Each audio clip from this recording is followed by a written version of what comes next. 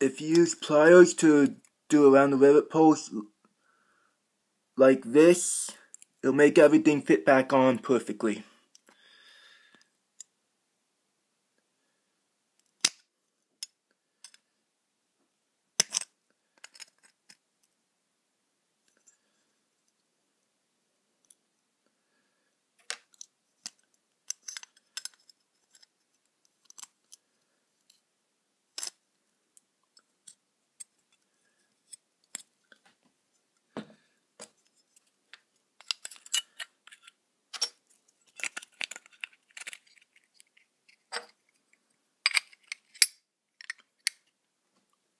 If you use pliers to do around the rivet posts, like you see in the video, it'll make everything fit back on perfectly.